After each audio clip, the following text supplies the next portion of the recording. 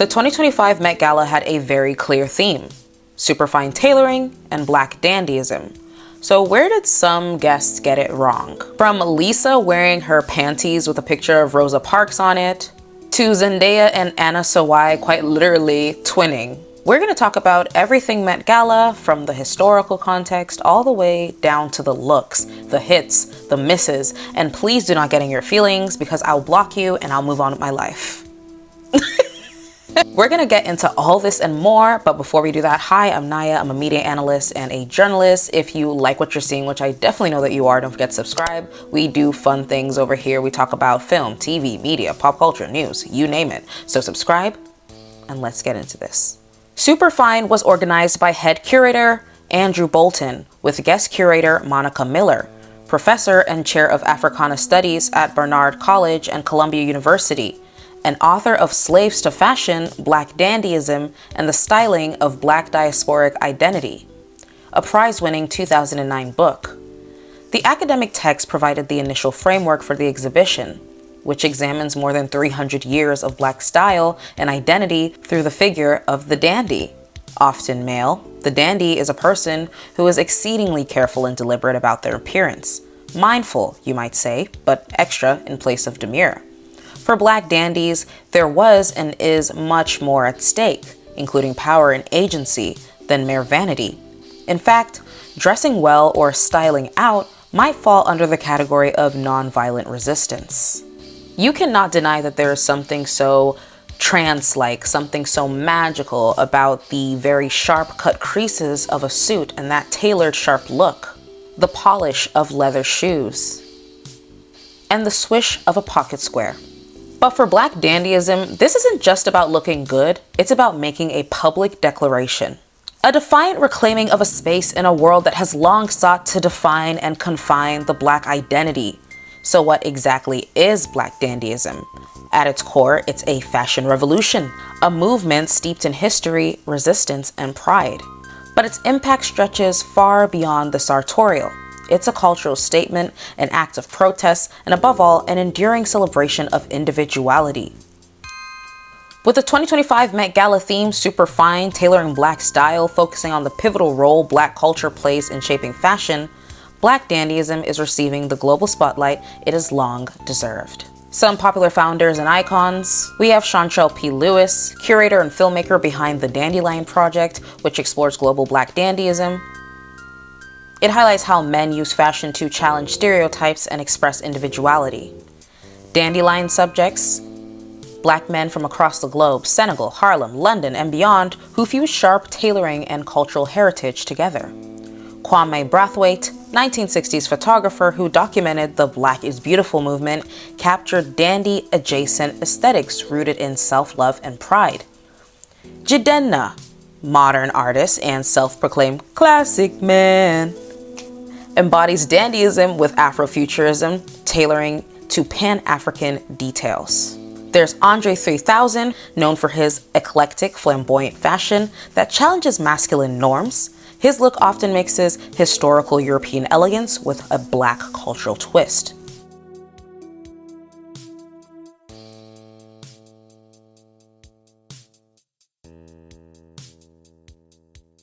And then we have Willie Cole on the list, an artist who blends fine art with fashion commentary, reflecting on colonialism and identity through clothing-inspired works. This is more than an aesthetic, this is something that is meant to show resistance, embracing color, accessories, and tailored silhouettes while nodding to the diasporic roots. Digital natives were quick to call out the people that got it right and the people who got it wrong.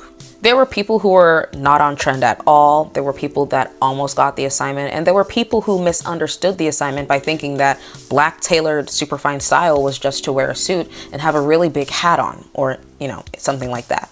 I'm going to be running through some of my favorite looks of the night. I can't mention everybody because so many guests were in attendance, but we're going to do this real quick. Zendaya, styled by Louis Vuitton. Absolutely adored her outfit, but I was kind of shell-shocked that Zendaya played it that safe.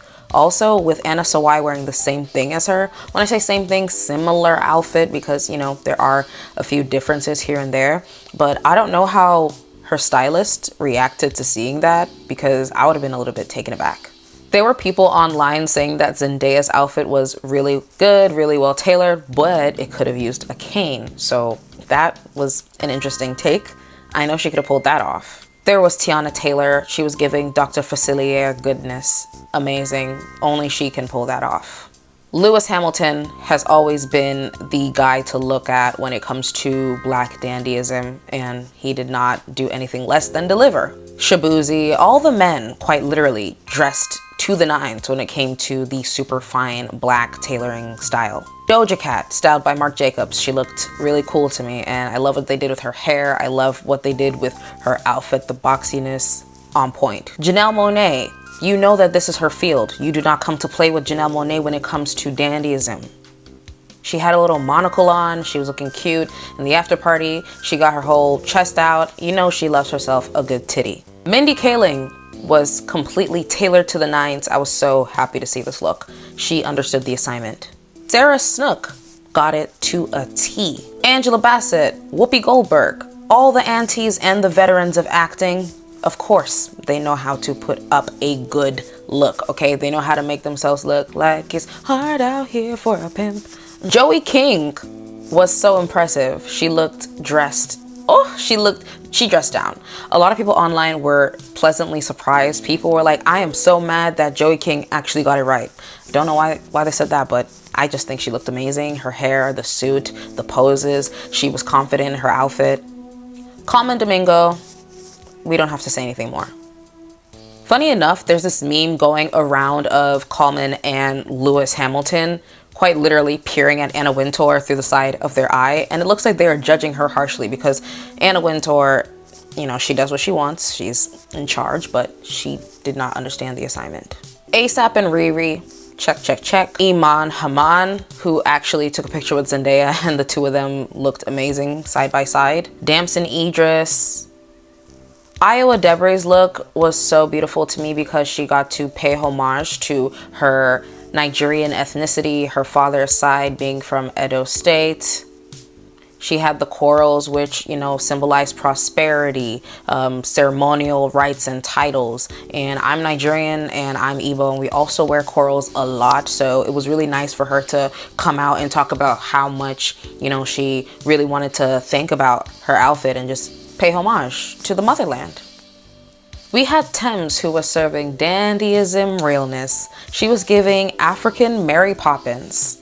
Yeah, I stole that from my sister because we talked about it this morning. But yeah, she did look like Mary Poppins. She understood the assignment, and in general, she never lets me down when it comes to a Met Gala look.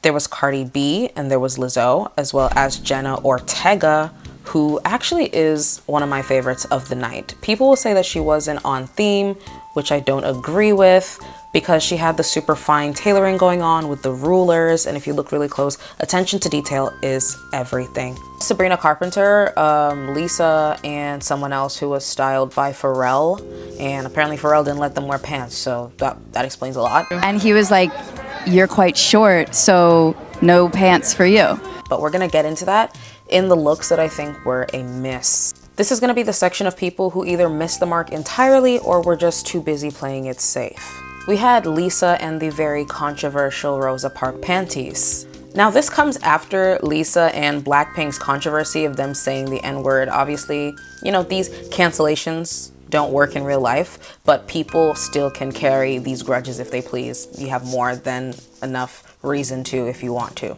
But in her style of trying to reclaim this black tailored style and to try and fit into the theme, Pharrell thought it would be a good idea for her to wear Rosa Parks on her panties. Now, I personally don't know how I feel about that. I just think it's a little trashy, but I don't really care too much. But a lot of people were offended by this.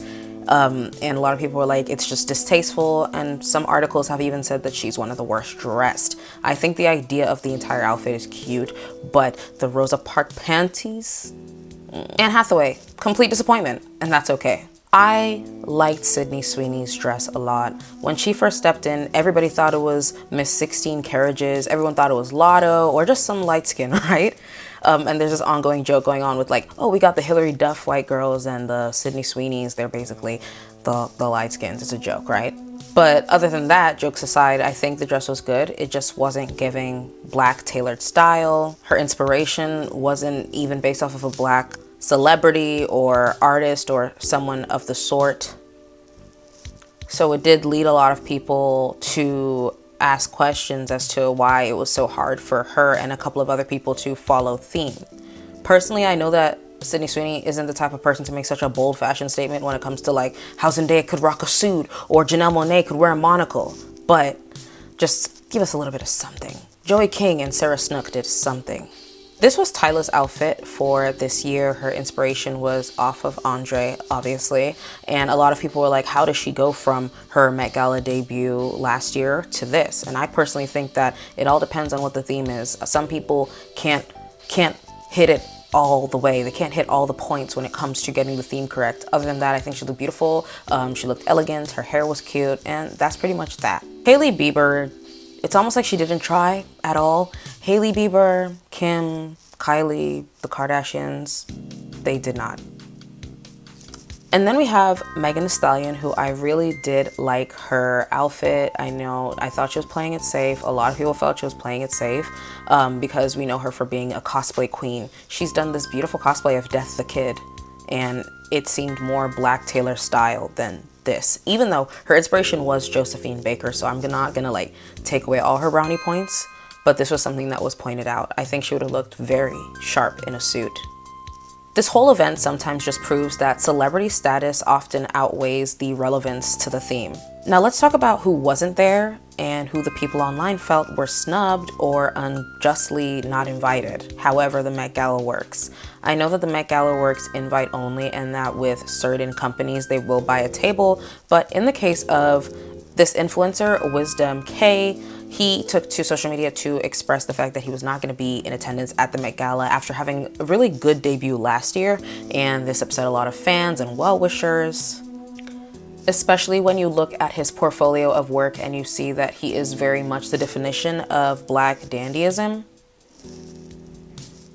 Other people said, where was the cast of Sinners? Now, I don't know if the Sinners movie came out too late before the Met Gala arrangements or the invitations could get sent out, or whether or not they were busy, but I definitely do feel like this would have been a chance for them to show what they had in terms of their ensemble. We had Wumi, we had Michael, we had Miles. Like Miles, this could have been his debut, but nonetheless, we're just gonna let it be, but I know they would have eaten down. A show that is all about Black elegance, mystery, and regal aesthetics, they would have eaten this theme up. Jidenna arguably has one of the most stylish aesthetics ever. Literally, he embodies Black dandyism, his whole classic man era, his tailor-made look, and don't even get me started on Janet Jackson, for instance, a timeless icon both to glamour and subtle rebellion. Her presence would have added generational weight. What made this even more obvious was how these online communities curated their own guests. Like on Twitter, TikTok, Instagram, people were posting their dream lineups, edits, and even images of celebrities they felt deserved to be there. And in many cases, they knew it better than the actual Met Gala guest list. This points to a wider issue, the disconnect between what audiences want culturally, visually, emotionally, and what the Met Gala delivers. When the people who define the theme in real life aren't invited, it starts to feel less like a celebration of Black style and more like a co-opted costume party. And this is not to say that we had a deficit of Black faces. It's just to point that we had every reason to critique these looks, and we have every reason to want people to show up in Black, super fine, super tailored style. When an institution like the Met Gala uses Black style as its theme, it needs to do more than just acknowledge the aesthetics. It has to respect the history, the politics, and the people behind it. Otherwise, it's just going to be a surface level representation, what we call fashionable tokenism. A few Black celebs are placed front and center, but there's no real investment in the depth of the theme when it comes to other people. The looks become decorative more than declarative. For example, some attendees clearly didn't research for reference for the roots of the theme at all. They just wore either pretty suits or high fashion and called it a day. And this is where fashion intersects with media, power, and visibility. Events like the Met Gala shape global conversations about style and identity. So when Black style is the inspiration, and it gets minimized, it becomes another example of culture being celebrated without the effort being put into it. Like, it couldn't be that hard to follow theme, guys. It actually can't be that hard. Honorable mention to people like Bad Bunny. I think he looked pretty sharp. If you're gonna honor Black tailoring, Black style, and resistance, then make sure it's not just in the fabric, but in the faces, the stories, and the guests you choose to spotlight. I hope this wasn't all over the place for you guys. This is an impromptu video. I'm supposed to be on a break, but Met Gala rises and so do I. Comment down below some of your favorite looks. Who do you guys think got it 100% on theme? You know, apart from people like Joey King, Sarah Snook, and a few of the other guests who were really on theme. Who was your favorite?